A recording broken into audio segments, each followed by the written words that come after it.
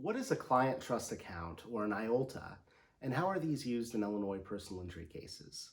Hi, I'm Josh Rohrscheib. I'm a personal injury lawyer in Central Illinois, and our IOLTA or our client trust account is an account we use to hold client funds, typically when a case settles, until we have an opportunity to have all of the client's liens negotiated down, and then we use those funds to pay the lien holders, typically to pay any medical bills after we've negotiated those down, to pay the client, and then to pay the law firm for the agreed fees and any costs that we would have incurred pursuant to our fee agreement. So what does IOLTA mean though? IOLTA is, as an acronym, stands for Interest on Lawyer Trust Account.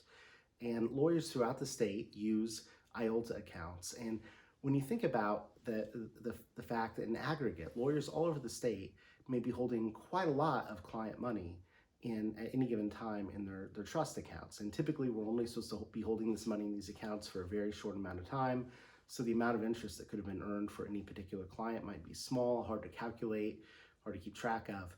But when you take all of the client funds that are held kind of in a short-term place by all the lawyers throughout the state, in aggregate, you're dealing with quite a lot of interest earnings. So the money from IOLTA accounts, the interest accrued on these accounts goes into a trust fund that is used to fund public aid programs all over the state.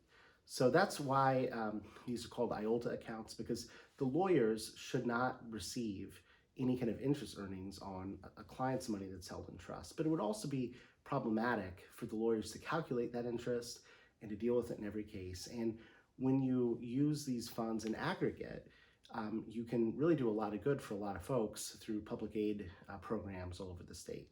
So I hope this information is helpful about what an IOLTA account is and how they're used in personal injury cases. If you have any other questions about personal injury cases, please don't hesitate to reach out. Thanks for watching this video.